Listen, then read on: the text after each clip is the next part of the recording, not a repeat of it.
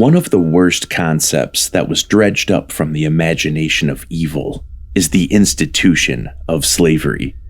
Morally calloused individuals who capture and sell fellow human beings for a price, not caring about the outcome of the life that they had a hand in destroying.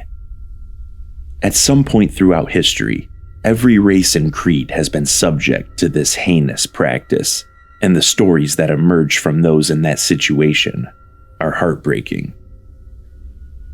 You come across stories about an enslaved person obtaining their freedom in one way or another, but every so often, you find a story that is so incredible that you can't wait for someone to make a movie about it. Howdy, this is Dave, and the subject of this video is the escape of Robert Smalls. There are multiple types of slavery used throughout history. Chattel slavery is when one person has complete and total ownership of another.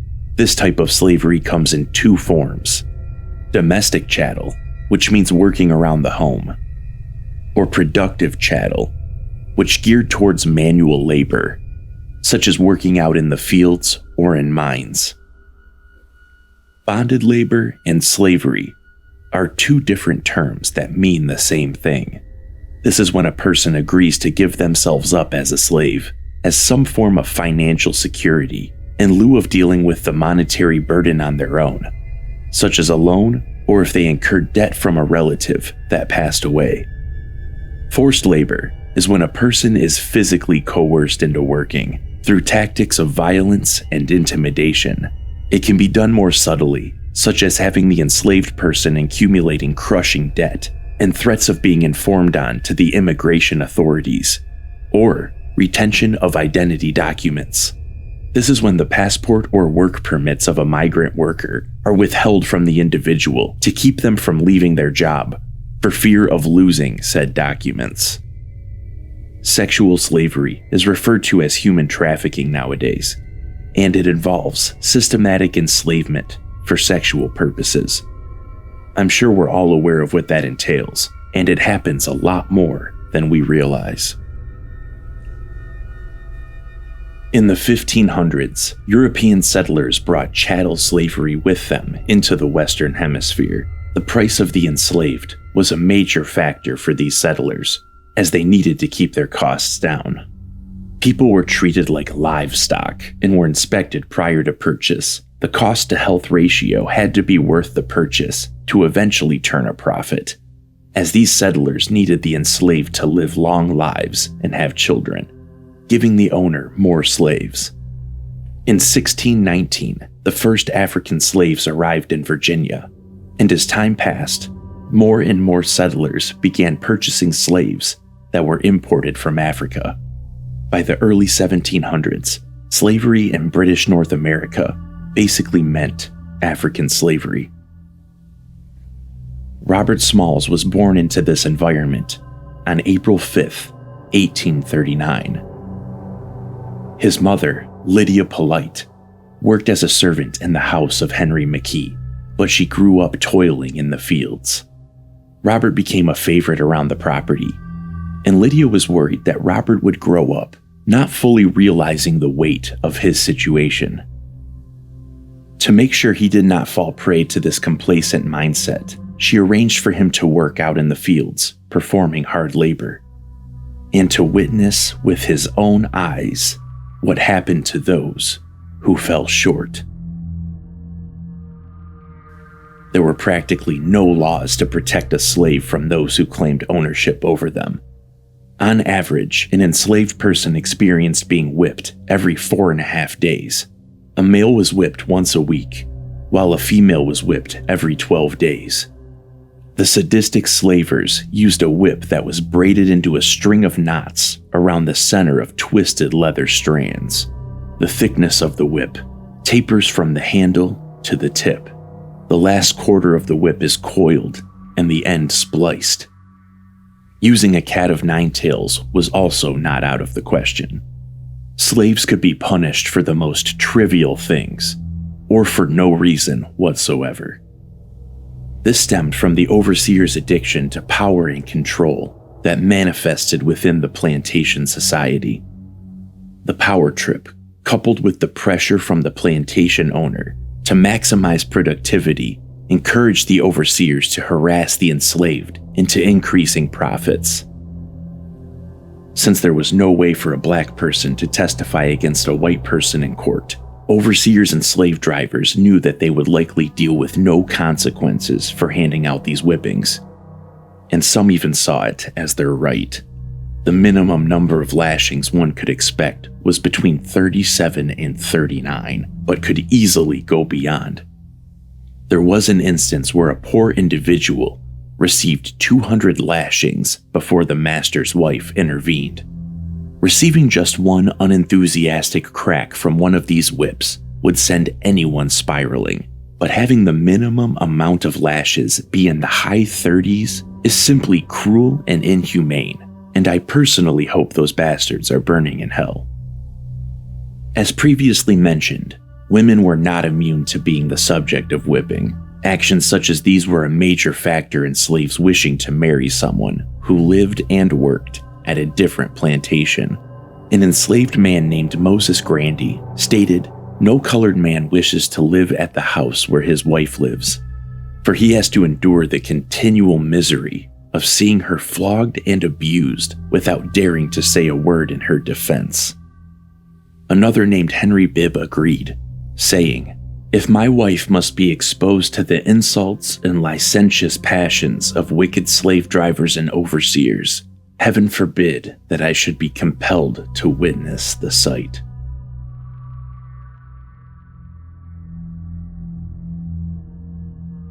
Robert Smalls worked several jobs as he was growing up, from laborer to working at a hotel to street lamp lighter, to eventually becoming a longshoreman, rigger, and sailmaker in the Charleston harbor.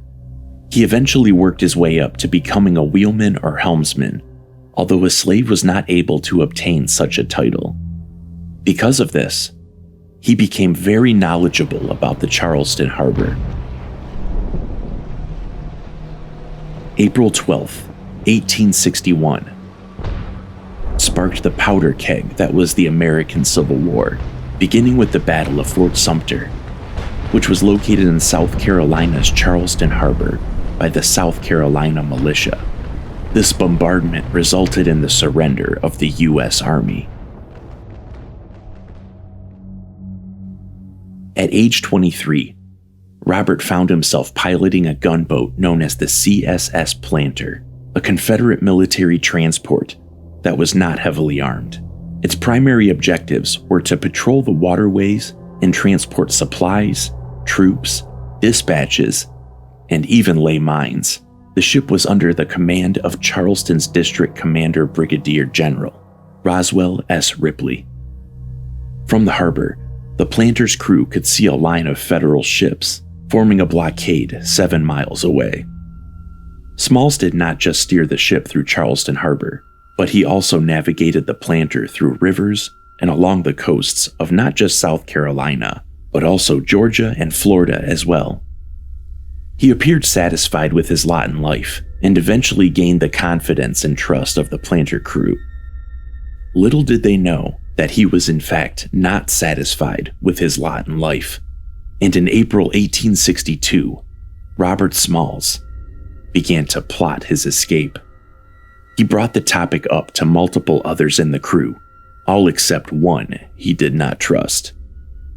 On May 12, 1862, the Planter was approximately 10 miles southwest of Charleston, traveling to Coles Island, where a Confederate post located along the Stono River was being disassembled. The Planter was tasked with picking up 4 large guns, as well as 200 pounds of ammunition and 20 cords of wood from the camp, and transport them to a fort in Charleston Harbor. That evening, the ship was docked in its usual location, which was below General Ripley's headquarters. The 3 officers that oversaw the ongoings of the Planter decided that they would spend the night on shore, and they disembarked, leaving Robert and the rest of the crew on board. Before the officers left, Smalls asked the captain if the crew's family could visit while they were gone. This was allowed on occasion, and he was told that their families could come aboard as long as they left before curfew. Once the families were on board, they were informed of the plan to flee. It was the first any of the women or children had heard about the plan.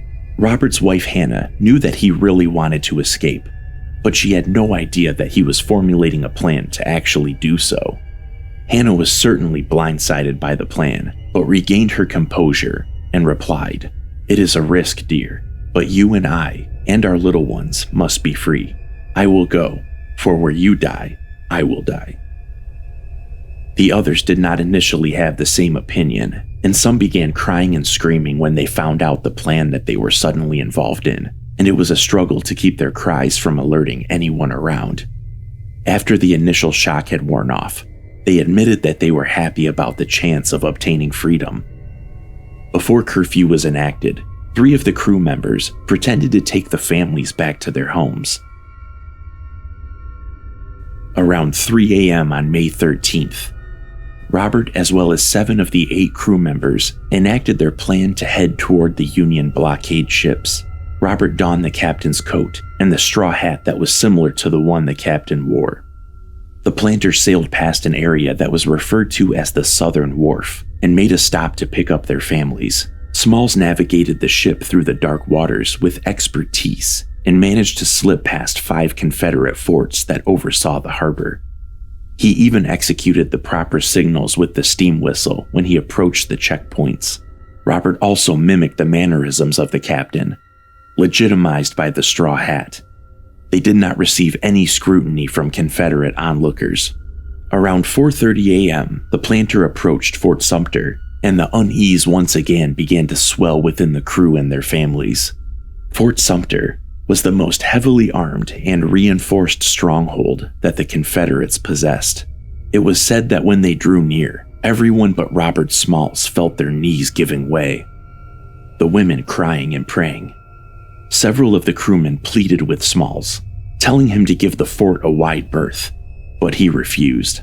Robert told them that doing such a thing would look suspicious. Instead, he continued to steer the ship along its normal route in a leisurely manner, as if they weren't in any rush at all. Suddenly, the fort flashed a signal at the planter. Robert once again gave the correct signs in response. The tension in the air began to grow as the fort did not respond right away. Smalls thought that at any moment the fort would begin unleashing cannon fire in their direction and shred the planter to splinters. But fortunately for them, the fort finally signaled back to inform them that they may go about their business. They sailed out of the harbor, and it was assumed that they would be heading east towards Morris Island.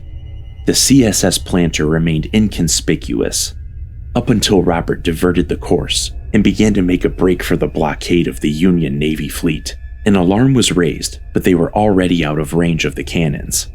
The rebel flag that waved from the ship was lowered and replaced with a white bedsheet. The first ship to discover the planter was the USS Onward, who were ready to unleash hell upon them until they noticed the white bedsheet flying on the steamer. A witness account from aboard the Onward stated that once the planter realized that they would not be fired upon, there was a rush of excitement from the deck, with singing, jumping, whistling, and dancing. When the planter approached the Onward, Robert Smalls stepped forward and said, "Good morning, sir. I've brought you some of the old United States guns, sir." The captain of the Onward boarded the planter, and Smalls officially surrendered the ship to the U.S. Navy, successfully completing his escape plan. Not only did the planter still carry the arms and ammunition it had been transporting, but it had also brought the Confederate code signals used in waterways, as well as the location of mines that had been placed in Charleston Harbor. Robert then gave more details regarding Charleston's defenses. Confederate troops had been sent to Tennessee and Virginia, and there were only a few thousand troops that remained in the area, which was substantially lower than what they had anticipated. There were even abandoned forts on Coles Island, located south of Charleston's flanks. A week later, the intelligence that Robert had provided led to the U.S. Navy capturing Coles Island and holding the Stono Inlet for the last 3 years of the war. It didn't take long for word to spread about Robert Smalls. U.S. Congress passed a bill that allowed Smalls and the other crewmen to split a bounty of $1,500, which has the 2021 equivalent of $40,715. The planter was very valuable for the arms and munitions it carried, as well as its shallow draft in the Charleston Bay. Southern newspapers called for harsh consequences to be inflicted on the officers that allowed for this escape to happen. The 3 Confederate officers were court-martialed, and 2 were convicted, but the verdicts were overturned. Robert Smalls went on to work with the Navy and was an advocate for allowing black men to join the fight in the Civil War. Smalls witnessed 17 battles aboard the CSS Planter during the war. He was elected to the United States House of Representatives, where he served from 1874 to 1879, and from 1881 to 1887. He passed away in 1915 at the age of 76. Escaping slavery and joining the U.S. Navy was certainly not the last of the obstacles he had to traverse in his life. But for right now, I will leave it at that. If you like what you saw here, please feel free to like, comment, share, and subscribe. Until next time, have a good one.